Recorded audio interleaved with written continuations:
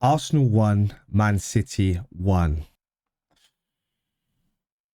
We got to do this. So before kickoff, before the night before the Champions League game, before they played Man United last weekend, I was up for this. Like I said in my match preview, I wanted to bury Man City. I wanted to make sure we put them in the dirt, and I knew we could, but different things happened. I was up for it. I was buzzing for the game, and I wanted it because I knew we had their number. As soon as that starting 11 come out, I think all Arsenal fans felt the same. No matter if you want Arteta in, Arteta out, you want, I don't know, whatever you want as Arsenal, you were disappointed with that lineup. No matter what you are. Even as rival fans, I bet you were like, oh, he's doing that midfield again. This should even the playing ground for Man City. Which it did. And yeah, your head drops a lot. You think, nah.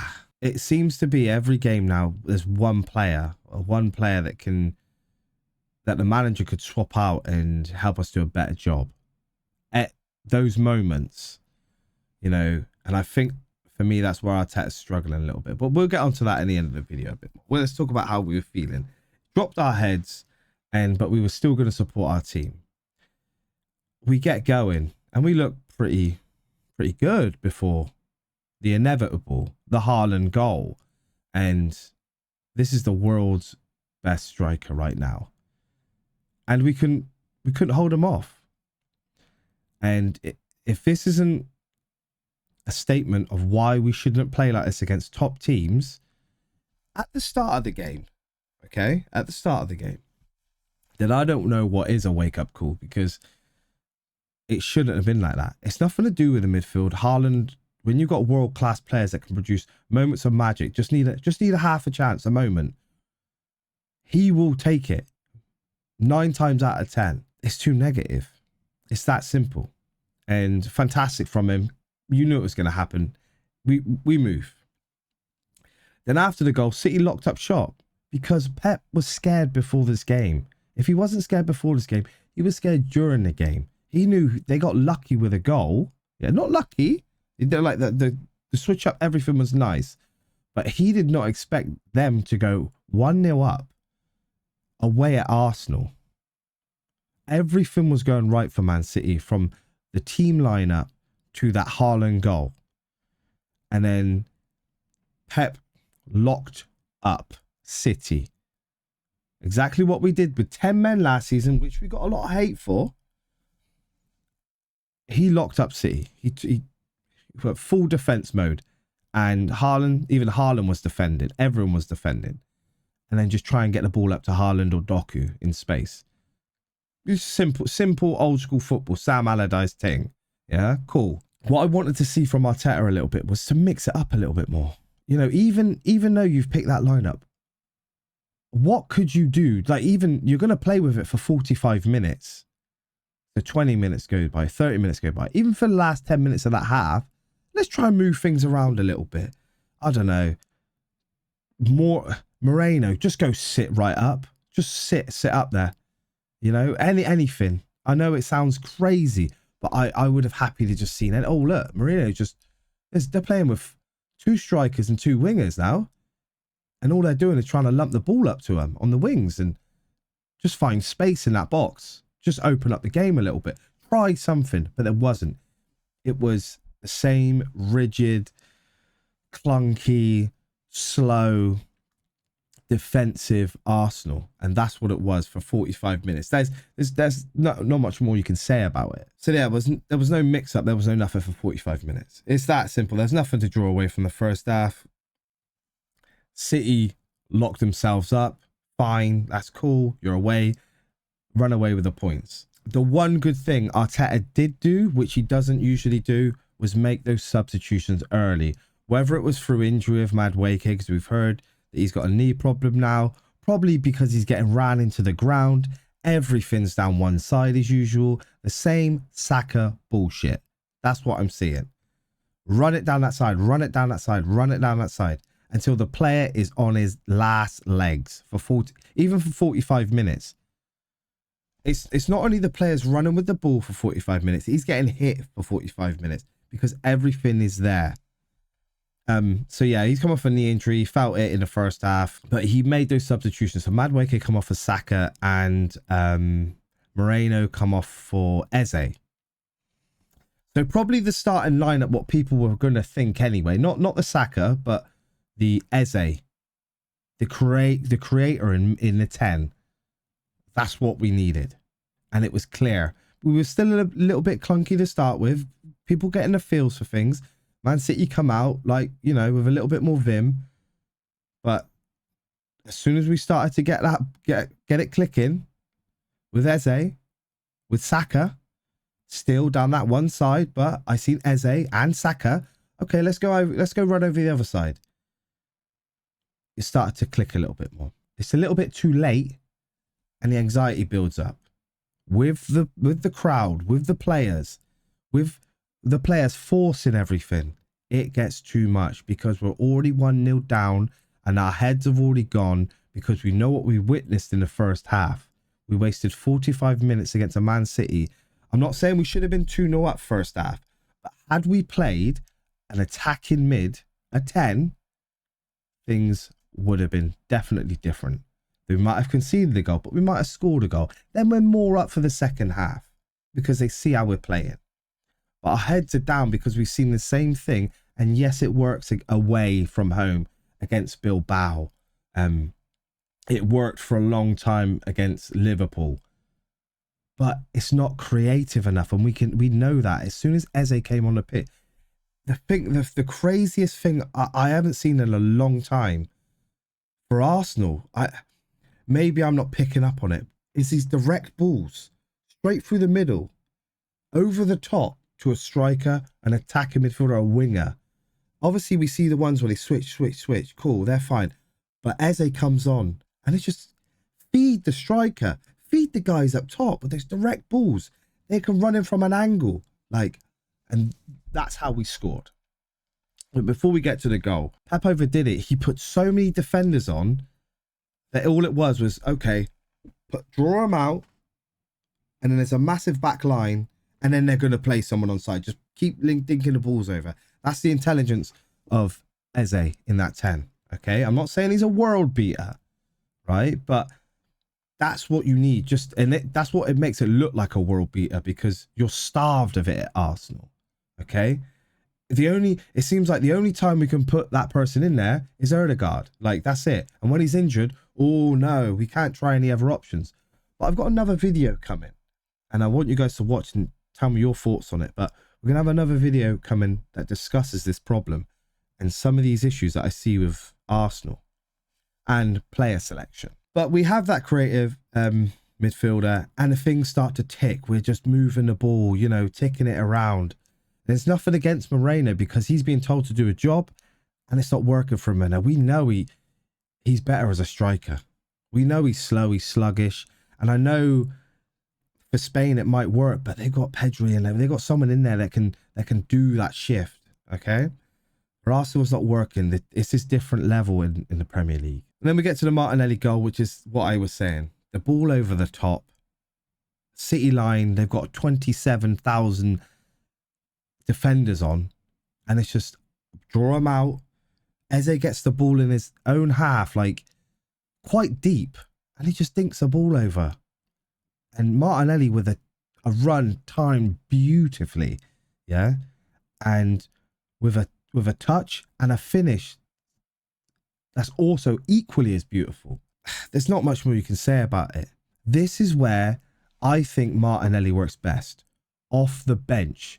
Let him watch the game and let him see those pockets and let him run against tired legs, because the guy is dangerous. We've seen it time and time again with him. And it still doesn't help us with the problem that we have over that side, where we need a player like Madueke, Saka, Martinelli in those respects of pace. Because what I seen yesterday, the manager got the selection wrong in Trossard over there.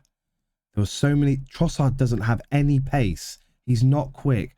All he does is run, get past the player, get a couple of yards, and the player catches up with him and he stops and turns and looks back again. He's not got the beautiful skill to jinky round a player. He can do a step over and kind of get half round him. Then the player gets back on top of him. Then he cuts back and then he cuts back the other way. He's not actually getting past his man. He's just drawing the defender up the line. That's it. And I'm not saying he played bad or good, but there is no confidence in our side pushing the ball out that side because there's no outlet. You're not doing anything. Madueke comes on the other side and just keeps dragging the ball up the pitch. Whatever he's doing, he's got the pace, the power, and the feet, apparently, to really pressurize defenders. And he's brimming with confidence. And I'm going to start to say it. Maybe, I mean, even with Odegaard in, I'm starting to believe that it's Eze in that midfield, Madueke one side, and Saka on the other side. Because I'm seeing more directness, more attacking ability, not get the ball and just sideways pass it. No, attack it. Pull them up the line, and all they're going to do is probably kick it out for a throw-in anyway. You're working the line at least. Positive play. Not a couple of steps forward, then we're going to knock it back. You know, none of this anymore, because I don't know. But yes, the goal was brilliant from Martinelli. And I know I've given his criticisms, and I'm not saying he's an awful player. What I'm saying is, to hold down a spot on one side, he's not looking at his best. And a lot of these goals that he's scoring, surprisingly, is him making runs through the middle. And maybe it might be a shout too early, but again, are we finding, like in the Moreno situation, where we're finding this player that's playing better as a striker almost? Because you've got this player in Eze that is pushing balls over the top. Yes, the goal against Bilbao was a little bit lucky, but it was a simple, again, Trossard dinking it over, ball through the middle, ball from Rice through the middle, ball to Trossard, nicks it on through the middle. So that's what he feeds off, and maybe we need to accommodate his style of football. Maybe we need to look at that. He likes to run into space. He doesn't actually like to beat a man. He likes to run into space, but he looks like he's got a little bit more confidence. I seen him do a nutmeg on, I think it was Bruno Silva. I could be wrong, but he didn't quite get on the end of it. But that's not like Martinelli. That's old Martinelli. You know what I'm saying? But brilliant again. Comes up with some points for us. But that's more of the coming off the bench and doing what he does best. Running into space. And we need to accommodate that more. And I think Eze does. Eze, we'll save that for another video. But he came on, changed the game, more flow and everything. Even Wanyeri came on, did a bit. But I was going to do player ratings, but I don't feel like there's any point with our team, because all round it was pretty grim because of the way they were set up. And the way Man City were playing. Every man behind the ball. So there's not a lot of play with striker. And I'm starting to feel for Gyokeres. He's getting none of the ball. And that's all he's asking for. He made a couple of runs yesterday and he's looking back like, why is no one just putting the ball over the top? Give me, if I know I'm not that quick, but I'm getting 2 or 3 yards on a defender. I'm getting goal side of them. So all they're going to do is bring me down or I shoot. But no one's making those balls. And I know Eze is seeing those balls. And I think he's going to start making them. But I know what's going to happen. Eze will start midweek in our FA Cup, Carabao Cup game. And he'll have not that great around him. So it is, oh, look, he's not that great. So don't blame me if he's not playing. No. He's got 2 assists now. And he's assisted our striker and Martinelli, who was kind of playing in that striker role, running onto the ball, okay? And he's had half a game today to do it. And he was playing in that rigid form with Bilbao when we played that 3 in midfield, okay? So I want to see him in our fully strength squad, yeah, in that 10. He's got the 10 on his shirt. Put him in his role. He wants to be there. He can see it. But look, again, we'll save that for another video because I'm ranting about the same thing. So we're not really going to do player ratings. I'm not sure I can pick a man of the match because it was just moments and that's about it. But clearly, still the left-hand side is a problem. Trossard's not locking it down, and it is what it is. So yeah, that's basically all we've got to say. And overall, the overarching thing for me is we can only play this formation when we're 2-0 up against the Man City and we want to see the game out. 10 minutes, 20 minutes to go. And, you know, 1-0 up against someone we're trying to see it out. Fine, play that. But clearly, twice we've played it and it hasn't shut off anyone. Liverpool managed to score. Man City managed to score.